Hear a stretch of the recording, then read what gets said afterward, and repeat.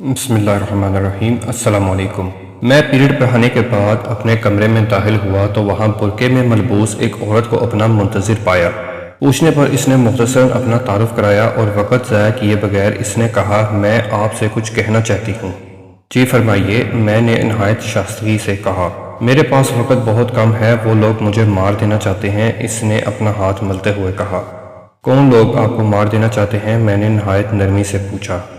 اب اس کا وقت گزر چکا، بہت جلد مجھ تک پہنچ جائیں گے۔ میں آپ کو کچھ اہم باتیں بتانا چاہتی ہوں، برائے مہربانی ان باتوں کو غور سے سنیے اور اسے امانت سمجھ کر آگے بھیج دیجیے گا۔ جی فرمائیں، میں نے ان سے کہا۔ اس نے کہنا شروع کیا، یہ میری زندگی کی داستان ہے۔ میں نے صوم و صلات کے پابند ایک خاندان میں آنکھ کھولی تھی۔ میری تربیت مکمل ایک مشرقی ماحول میں ہوئی۔ میٹرک کے امتحان کے بعد کالج جانے لگی۔ گھر میں انٹرنیٹ کی سہولت موجود تھی۔ جلد ہی فیس بک پر دانش نامی ایک لڑکے سے محبت ہو گئی۔ کالج کے بہانے ریسٹورانٹس میں ملاقاتیں طویل سے طویل تر ہوتی چلی گئیں۔ دانش بلا شبہ ان لڑکوں میں شمار ہوتا تھا جن پر کوئی بھی لڑکی مر مٹے۔ آہستہ آہستہ دانش مجھے اپنے دوستوں سے، جن میں مرد و خواتین دونوں شامل تھے، ملوانے لگا۔ گاڑی، بنگلہ، اونچے خواب جو میں نے دیکھے تھے، دانش کے پاس میرے ہر خواب کی تعبیر تھی۔ اونچے اسٹیٹس کا بخار مجھے بھی چڑھ چکا تھا۔ اپنے گھر کا ماحول مجھے دقیانوسی سا لگنے لگا تھا۔ نقاب سے مجھے الجھن ہوتی تھی۔ جب میں پہلی دفعہ عبایا میں دانش کے دوستوں سے ملی تو مجھے اپنا آپ بہت میلا سا دکھائی دیا۔ اس کے بعد میں گھر سے تو عبایا پہن کر جاتی، لیکن نقاب لینا چھوڑ دیا تھا۔ امی نے پوچھا تو میں نے کہا، مجھے سانس لینے میں تکلیف ہوتی ہے۔ امی میرے اس بہانے سے مطمئن ہو گئیں۔ دانش کے دوستوں سے جب میں ملنے جاتی تو عبایا دانش ہی کی گاڑی میں اتار پھینکتی۔ وقت کی گاڑی گزرتی رہی۔ میں دانش سے شادی کے لیے کہنا چاہتی تھی، مگر اس کا طرز عمل بہت عجیب تھا۔ وہ مجھے ایک دوست کی حیثیت سے ٹریٹ کر رہا تھا۔ میرا حلقہ احباب دانش کے توسط سے وسیع تر ہوتا چلا گیا۔ کسی سوشل سوسائٹی میں میری ملاقات نوید سے ہوئی اور آہستہ آہستہ میں دانش سے دور اور نوید کے قریب ہوتی چلی گئی۔ ماڈرن صحبت رنگ لائی اور میں نے حدود و قیود کو توڑ ڈالا۔ میں نے اپنے اللہ کو ناراض کر دیا۔ اس وقت مجھے اس بات کی کوئی پرواہ نہیں تھی، میں خدا کا انکار کر چکی تھی۔ اس دنیا میں کوئی خدا نہیں۔ یہ کیسا خدا ہے جو لوگوں کو امیر غریب میں تقسیم کرتا ہے، معاذ اللہ۔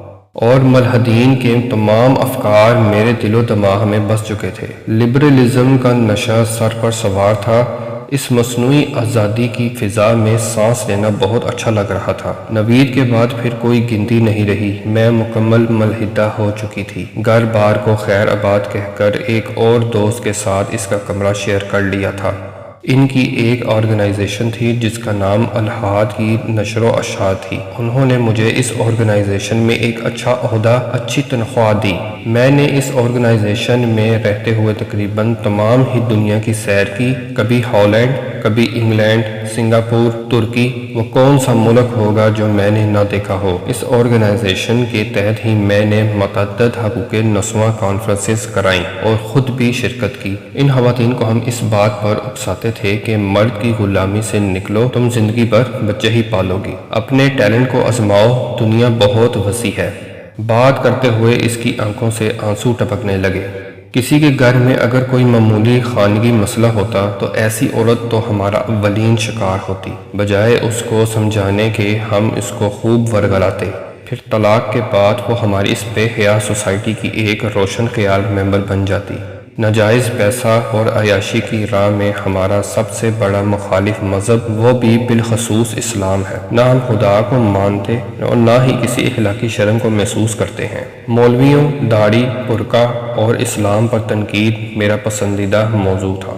اخلاقیات کو مجھ سے رخصت ہوئے زمانہ ہو چکا تھا۔ اب تو میں یہ سوچتی تھی کہ ایک وہ لڑکی ہوتی تھی جو صبح فجر کی نماز باقاعدگی سے ادا کرتی تھی، رمضان کے روزے چھوڑنے کا تصور بھی نہیں کر سکتی تھی۔ میں آزاد تھی۔ اب چاہتی تھی دنیا کی ہر لڑکی اس آزاد فضا میں سانس لے۔ میں کسی لڑکی کو جینز اور شرٹ میں دیکھتی تو بہت خوش ہوتی، اس کو اپنی فتح قرار دیتی اور برملا کہتی کہ آج کی لڑکی بیدار ہو رہی ہے۔ یہ اس دنیا کی خوبصورتی ہے، اس چمن کی رونق اسی سے ہے۔ میں الحادیوں میں رہتے رہتے اخلاقیات کا ہر سبق بھول چکی تھی۔ خواہشات نفس میری زندگی کا اولین مقصد تھا، سائنس میرا خدا اور آزادی میرا ایمان تھا۔ گروپ ڈسکشن میں بے حیائی کی تمام حدود کو میں نے توڑا تھا۔ مجھے یاد ہے پہلی دفعہ جب گروپ میں ایک بے حیائی کے عنوان پر بات ہو رہی تھی، میں نے چاہا کہ اس عنوان پر ان باکس میں بات ہو، تو میرے سینئر نے مجھ سے کہا، محمل تم مکمل ایتھیسٹ ہو، تمہیں شرمانا نہیں چاہیے، اگر تم ایسا کرو گی تو عام لوگ کیا کریں گے؟ اور پھر اس دن رہی سہی جھجک بھی ختم ہو گئی۔ میں اس آرگنائزیشن کی سب سے زیادہ فعال ممبر تھی۔ میں نے کئی لڑکیوں کو اس آرگنائزیشن کا ممبر بنایا تھا۔ گھروں سے بھاگ کر آنے والی لڑکیوں کے لیے ہماری آرگنائزیشن خصوصی سہولت فراہم کرتی تھی۔ جب بھی کسی ایسی لڑکی کا ذکر ہوتا، آرگنائزیشن کے صدر خصوصی دلچسپی لے کر اس معاملے کو ہینڈل کرتے تھے۔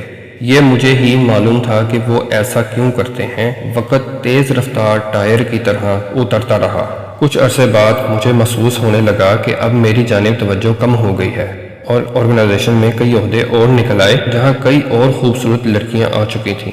میری جوانی کی رعنائیاں ختم ہو رہی تھیں، لیکن میں اس آرگنائزیشن کے تمام رازوں سے واقف تھی۔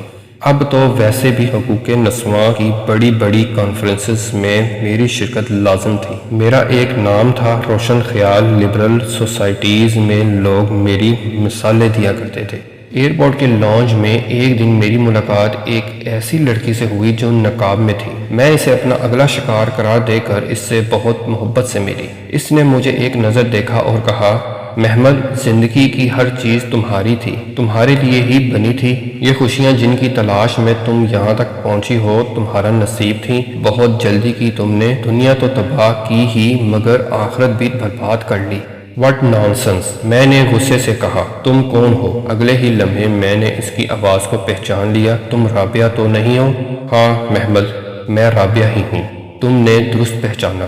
میرے سامنے میری بچپن کی سہیلی رابعہ تھی، میری پڑوسن۔ ہمارا بچپن ساتھ ساتھ گزرا تھا۔ میں اسے اس طرح اپنے سامنے دیکھ کر بہت خوش ہوئی۔ یہاں کیسے آنا ہوا؟ میں نے رابعہ سے پوچھا تو معلوم ہوا کہ وہ اپنے شوہر کے ساتھ واپس پاکستان جا رہی تھی۔ امی کیسی ہیں رابعہ؟ سب لوگ کیسے ہیں؟ میں نے اپنے گھر کے ایک ایک فرد کا نام لے لے کر پوچھا۔ میری آنکھوں سے آنسو چھلک رہے تھے۔ محمل، تمہارے والد تمہارے غم میں اس دنیا سے رخصت ہو گئے۔ بہنوں کی شادی ہو گئی، وہ تمہیں ایسے بھول گئے جیسے کہ تم کبھی تھی ہی نہیں۔ خدارا اب ان کی پرسکون زندگی کو جا کر دوبارہ کسی طوفان سے آشنا نہ کر دینا۔ ان کے لیے تم مر چکی ہو، بس ایک تمہاری ماں ہے جو ایک امید رکھتی ہے تم سے کہ تم ضرور پلٹو گی۔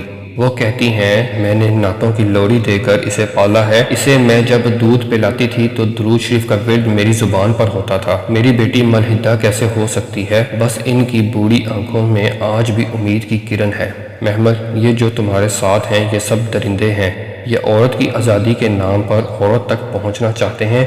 یہ عزت اور غیرت کو الحاد کی شراب پلا کر مدہوش کر دیتے ہیں۔ محمل، ایک عام عورت تک پہنچنا کسی بھی لبرل درندے کے لیے مشکل کام ہے، لیکن تم تک یہ بآسانی پہنچ سکتے ہیں آزادی کے نام پر۔ میں جانتی ہوں رابعہ، مجھ سے بہتر انہیں کون جانتا ہوگا۔ یہ یہودیوں کے لیے کام کرتے ہیں، ان کا کام بس اسلام کے خلاف بکواس کرنا ہوتا ہے۔ ان کے فیس بک پیج پر مذہب کی مخالفت سب سے زیادہ اسلام کی ہوتی ہے۔ یہودیت کی تو صرف دکھاوے کے طور پر مخالفت ہوتی ہے، اصل ہدف ان کا اسلام اور پیغمبر اسلام صلی اللہ علیہ وسلم ہے۔ یہاں آنے والی لڑکیوں کو دوسرے ممالک میں وزٹ ایسے نہیں کرائے جاتے، ان سے بزنس کرایا جاتا ہے۔ الحاد کی شراب انہیں مدہوش رکھتی ہے۔ پیسہ، سیر و تفریح، ان کی بنیادی ضروریات سے لے کر عیش و عشرت تمام سامان انہیں مہیا کیا جاتا ہے۔ پھر انہی لڑکیوں کو مسلم لڑکوں کے لیے کاٹنے کا چارہ بنایا جاتا ہے۔ ابھی یہ گفتگو ہو ہی رہی تھی کہ رابعہ کے شوہر علم الدین بھی آ گئے۔ آج تک مجھے داڑھی سے سخت نفرت تھی، ہمیشہ ہی داڑھی پر شدید تنقید کی۔ آج اس باوقار انسان کو دیکھ کر اپنی رائے تبدیل کر لی۔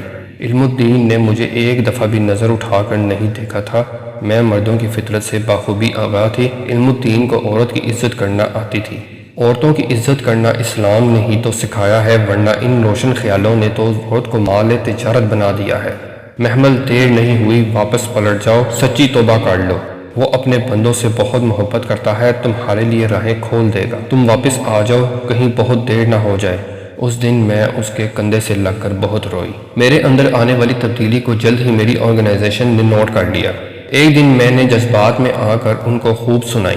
میں نے ان سے کہا تم ہی وہ ظالم ہو جنہوں نے میرے بچپن کو پامال کیا۔ تم ساری زندگی میری قیمت وصول کرتے رہے۔ تم وحشی ہو، درندے ہو، انسانیت کے دشمن ہو، یہ اسلام نہیں۔ میں بہت برے طریقے سے چیخ رہی تھی، محمل تمہیں کیا ہو گیا ہے؟ تم پاگل تو نہیں ہو گئی؟ پھر مجھے بے ہوشی کا انجیکشن لگا کر ایک کمرے میں قید کر دیا گیا۔ آج وہاں سے جان بچا کر نکلی ہوں۔ خدارا یہ میسج ہر لڑکی کو پہنچا دیں، ہر گھر تک پہنچا دیں۔ تمہاری عزت کا سائبان تمہارا اسلام ہے۔ تم جس آزادی کو دیکھتی ہو وہ آزادی نہیں، ایک قید ہے، دنیا کی بھی قید اور آخرت میں ہمیشہ ہمیشہ کے لیے جہنم کی قید۔ وہ باپ جو تمہارے لیے کماتا ہے، وہ بھائی جو تمہاری عزت کا رکھوالا ہے، وہ شوہر جس کی مملکت کی تم ملکہ ہو، تمہاری جنت تمہارے بچے ہیں، تم آزاد ہو۔ خدارا اس قید کا شکار نہ ہونا، یہ باہر سے بہت خوبصورت ہے لیکن اندر سے بہت گندی گھنونی ہے۔ یہ پیغام آپ کے پاس ایک امانت ہے، اس کو دوسروں تک پہنچا دیجیے گا۔ اور محمل چلی گئی۔ ساری گفتگو کے دوران اس کی آنکھیں مسلسل بہتی رہیں۔ وہ بات کرتی رہی، روتی رہی، کئی بار تو وہ پھوٹ پھوٹ کر روئی۔ اس کو تسلی دینے کے لیے میرے پاس الفاظ نہ تھے، میں بس بت بنا اس کی بات سنتا رہا۔ ناظرین، محمل کی امانت آپ تک پہنچ چکی ہے، اب اس امانت کو آگے بڑھا دیجیے گا، شاید اس سے کوئی لڑکی محمل بننے سے بچ جائے۔